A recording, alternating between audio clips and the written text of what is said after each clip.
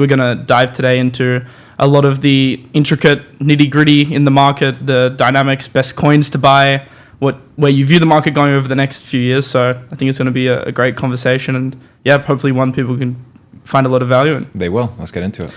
So how did this, and we've already been talking for a couple minutes and we're doing the intro now, how did this all begin for you? Like, where did you originally start off, both in crypto and entrepreneurship, to be where you are today? Because obviously now you're hugely successful, you have the brand, but I'm interested to know how that all started. Yeah, so I've always wanted to be an entrepreneur. Now, people tend to go towards the business model or the niche that they are exposed to or that they're aware of. When I went to the United States at the age of 16, I started pressure washing basketball courts, cleaning toilets, working at restaurants, but I always wanted to be an entrepreneur. So the first kind of mindset of entrepreneurs is like, you know what, let me maybe start a restaurant. That was my thing, right? Like, let me start a restaurant. Then I started researching it. Restaurants operate on 1% margins. A lot of them close down within 2 years. Every single day you have a new churn of customers. So every single day customers have expectations of perfection, right? Which is really hard to maintain. You have food, you have inventory, you have employees, all these things. I was like, bro, there needs to be a better way for entrepreneurship. They're hard businesses to run. Super hard. Passion project for sure, but very difficult. While I was waiting tables, somebody came up to me, one of the fellow servers, and they're like, hey, I've been trading stocks. I made $14,000 this last month. I'm like, oh, fuck, that's fucking crazy. Or made maybe $3,000 a month waiting tables. And I'm like, well, how are you doing it? What is it? He's like, oh, download this app called Robinhood. That's when Robinhood was new because we didn't know anything about finance. So you have this little gamified app. So I was like, hey, this is extremely intriguing.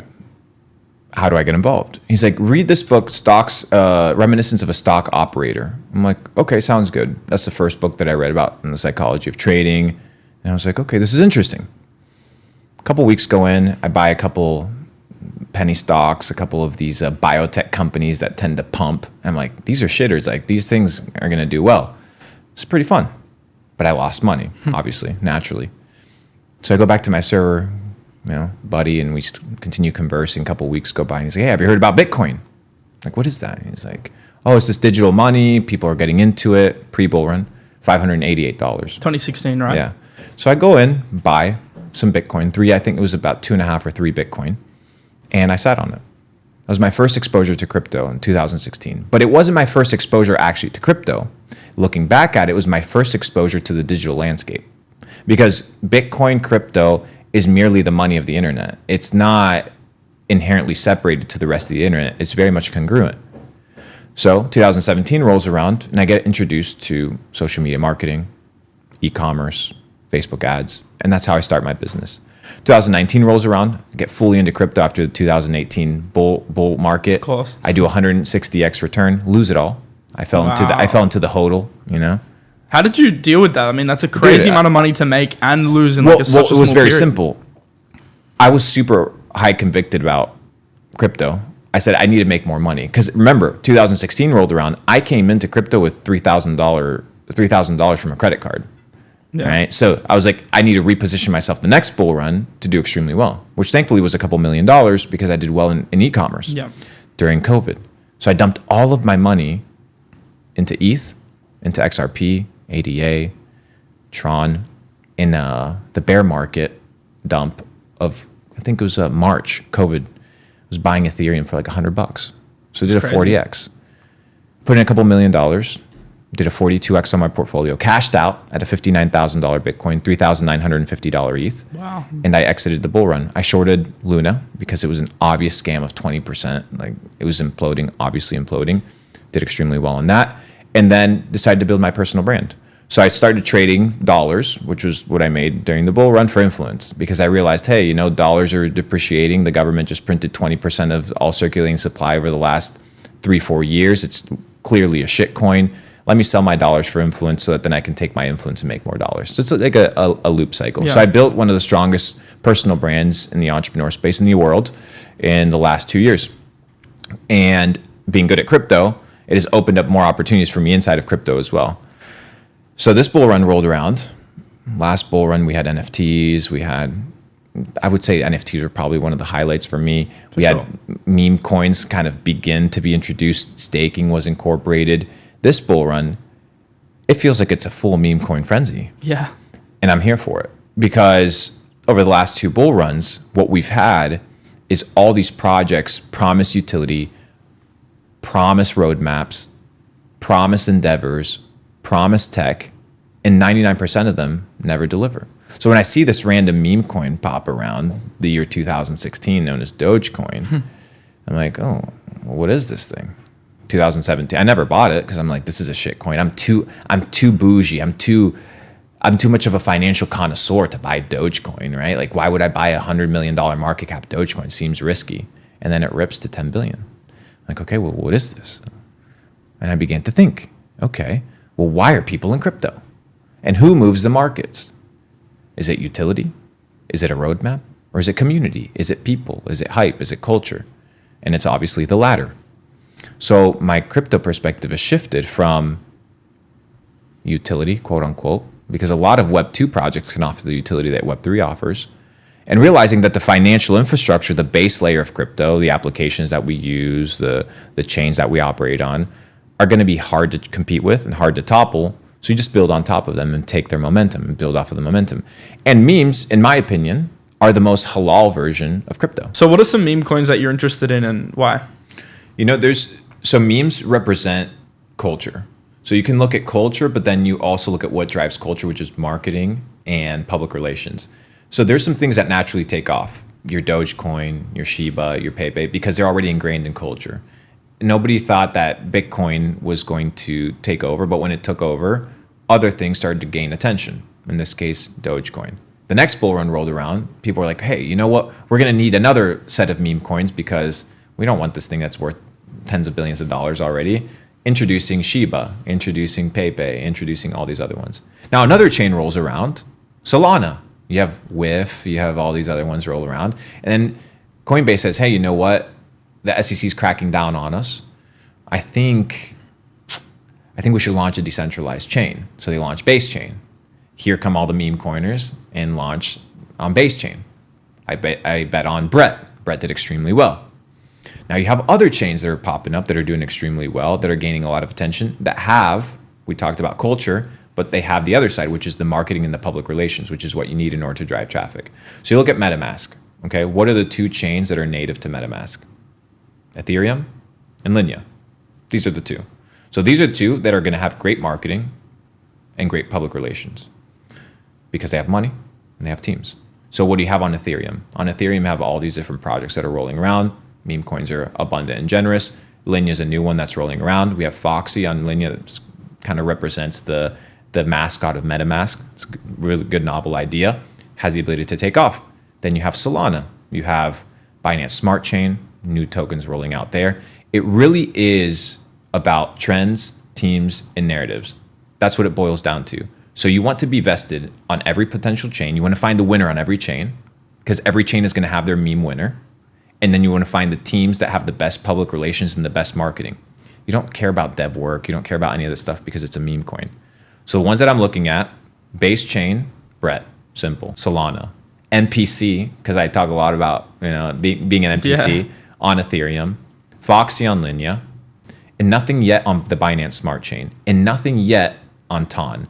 I'm still looking at because you got to wait to see what the winner is as well. You have to wait to see what the winner is. Otherwise, you can get in too early sometimes. But you can predict the winner based off of the public relations and the marketing. Yeah. Because those are the 2 strongest indicating factors. So for example, you look at Foxy, how they launched, right? They launched most of all the major exchanges off of day one. $100 million market cap off rip. Really strong team, really strong narrative, really strong marketing. Okay, it makes sense. They need to work on the incorporation of the Linea chain, things like that. But what makes me bullish? The fact that you can buy on centralized exchanges. Path of least resistance. Easy to operate. Are people going to go on Base Chain to buy Brett? Not necessarily. They'll probably go on Bybit and buy it. Yeah. Or on KuCoin. It's just the path of least resistance. So once you have these centralized listing exchanges, it's all about public relations, marketing. World's yours for the taking. There's actually a bit of alpha there. Like, look at the projects. There's like a roadmap that past projects have given you to find tokens that are likely to list on exchanges. So something you can do is play the game of like, just think like an exchange. What are they most likely going to list? Something that's decentralized, something that has a strong team, something that has mindshare and users. Generally speaking, at some point they'll list it if the volume's there. So if a meme coin has great volume, great community, is decentralized and fits the exchange book, you can also pre-position, and that's what a lot of people did with Brett, and then it ran. And then you need plus. to, and then these meme coins need to have enough liquidity in order for you to exit positions. You see these bullshit inflated market caps, but there's enough daily volume traded. There's enough interest in order for you to exit positions. So all the ones that I mentioned are easy exitable positions based off of the liquidity and the demand. Yeah, people don't think of liquidity. Like new investors, they think, oh, it's 100 mil market cap, or if the 2% depth is $15,000, you can't sell more than like a 10K clip without nuking price 1 to 2%, and you get crazy slippage. So it's like you gotta factor in liquidity if you're dealing with size, especially. And that comes down to momentum, and momentum comes down to narrative, and narrative can be built by public relations and marketing. So find the public relations, find the marketing, find the people that have the winning roadmap. Exchange listings, partnerships, KOLs, decentralized supply, really fast moving teams, good memes, good graphic design work, good virality and distribution. You'll find a winning meme. You know why else liquidity matters? I got one more point on this. The big players, the whales, like they aren't trading $10,000, $20,000. They want to get into a meme. They want to buy 5% of the supply. They want to put $10 million in.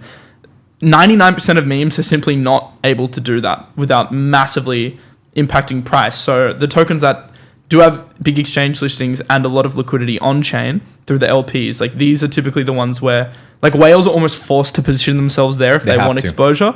And like, even myself, if I want to go in with a bigger bet, I'm like limited to a pool of memes, and those are naturally the ones that get the listings that perform better because they're the ones you can enter, like Pepe. And they have an an upward momentum spiral.